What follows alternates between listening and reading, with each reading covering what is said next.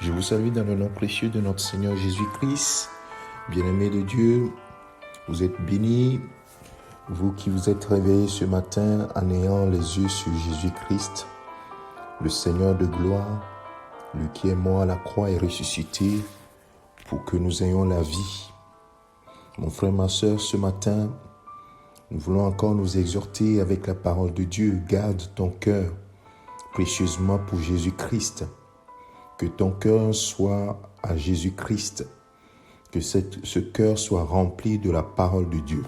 Dans Proverbe chapitre 4, le verset 23 nous dit « Garde ton cœur plus que toute autre chose, car de lui viennent les sources de la vie. » Mon frère, c'est ce que tu dois faire, c'est de garder ton cœur plus que toute autre chose.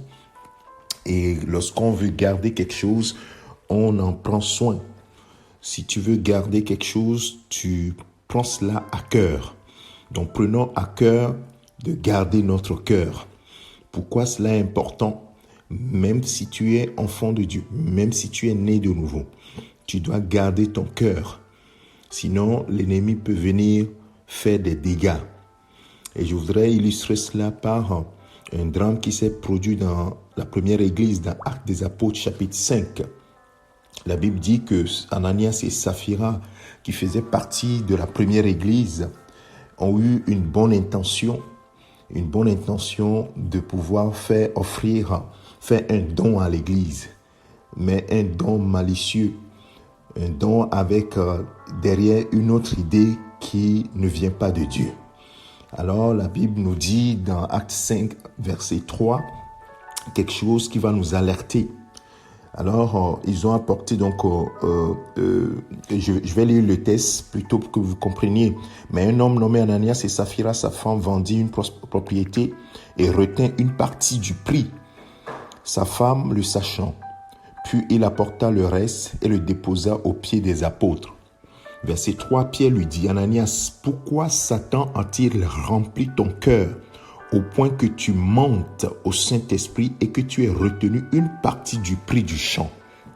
Bien-aimé, on peut mentir au Saint-Esprit et Satan peut remplir notre cœur de pensées qui ne viennent pas de Christ. C'est là que le danger existe.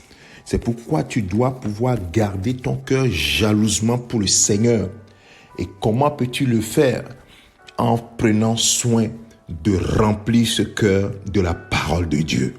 Si le cœur est rempli de la parole de Dieu, Satan ne trouvera plus de place pour y insérer autre chose. Ainsi, quand il vient, il trouve la porte fermée. La porte fermée, la porte de ton cœur fermée. Parce que cette porte, oui, c'est à l'intérieur de ton cœur, il n'y a que la parole de Dieu. Cette parole de Dieu qui va repousser les suggestions de l'ennemi. Ainsi, mon frère, ma sœur, dans Hébreux chapitre 3, l'Épître aux Hébreux nous donne quelques conseils. Dans la partie du verset 12, prenez garde, frères, que quelqu'un de vous n'ait un cœur mauvais et incrédule, au point de se détourner du Dieu vivant. Donc, vous comprenez bien qu'il faut que tu sois attaché à la parole de Dieu, à la parole de Christ. Verset 13, mais exhortez-vous les uns les autres chaque jour, aussi longtemps qu'on peut dire aujourd'hui, afin qu'aucun de vous ne s'endurcisse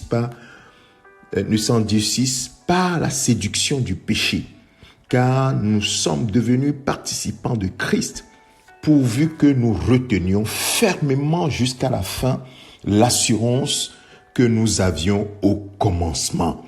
Bien-aimés, c'est chaque jour que nous devons nous exhorter. Vous comprenez pourquoi chaque matin, nous faisons cet audio pour nous exhorter les uns les autres. C'est ce que la parole de Dieu nous dit, pour que notre cœur soit rempli de la parole de Dieu. Il dit, exhortez-vous les uns les autres chaque jour, aussi longtemps qu'on peut dire aujourd'hui, afin qu'aucun de vous ne s'endurcisse pas à la séduction du péché. Bien-aimés de Dieu, voilà le secret. Chaque jour, aussi longtemps que tu peux dire, aujourd'hui, je me suis réveillé, aujourd'hui, oh Seigneur, merci à toi pour aujourd'hui. Alors, tu dois t'exhorter par la parole de Dieu pour garder ton cœur, pour que ton cœur ne s'endurcisse pas par la séduction du péché.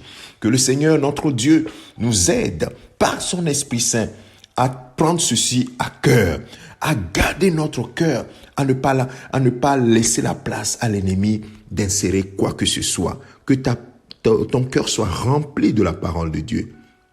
Cette parole, elle est proche de toi. Elle est là. Remplis ton cœur avec elle. Et chaque jour, merci Seigneur pour ta fidélité. Que le Seigneur notre Dieu nous bénisse tous et que le Saint-Esprit nous garde attachés à Christ jusqu'à ce qu'il revienne. Amen. C'est ton serviteur le pasteur Alexandre ce matin.